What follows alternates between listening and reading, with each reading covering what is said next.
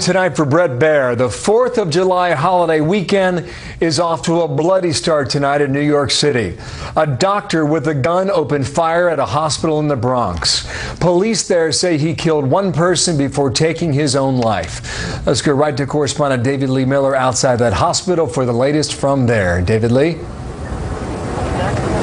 Bill, the doctor has now been identified as Dr. Henry Bello. He had recently lost his job here at Bronx Lebanon Hospital.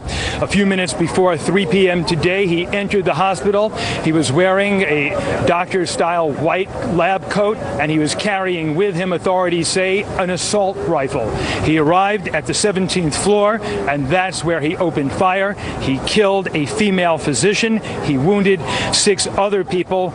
They are now being treated, we are told, in the hospital's very own emergency room. New York City's Mayor Bill de Blasio said that some of the physicians at this hospital are now fighting for their own lives. 5 people reported in serious condition. Another, we are told, was shot in the leg. As for the gunman, he took his own life. The police commissioner, James O'Neill, held a news conference just moments ago, and he described the scene. The hospital's fire alarm system activated, apparently due to the suspect's attempt to set himself on fire. On the 17th floor, officers encountered the male suspect lying on the floor, dead of an apparent self-inflicted gunshot wound. The assault rifle was found nearby. The subject was wearing a white medical-type coat. A female victim was also discovered on the 17th floor. She was pronounced dead at the scene. The mayor described it as a horrific situation at a facility that is associated with care and comfort. Those in the hospital at the time of the attack said a code silver was issued, meaning to shelter in place. Doctors, nurses, and patients all froze, fearing for their lives. Listen. Once you hear commotion, you lock yourself in the office. That's it. How long were you locked in the office? For about 5 minutes before the police came and got us out. And what did they tell you? Just to evacuate the building. And ma'am, what floor were you on? On second floor. Second floor. So I main guess lobby. But is there a code that went out? It's code silver, always. What does that mean? That means to evacuate. And how did it feel when you were in the hospital? It means active shooter.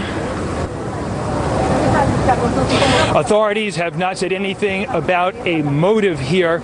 We do know, as I mentioned at the start, Bill, that this doctor responsible for the shooting recently lost his job at the hospital.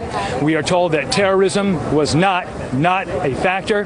The mayor also added that today there were many acts of heroism. Bill? David Lee, did they say and were they asked whether or not he was targeting certain people inside?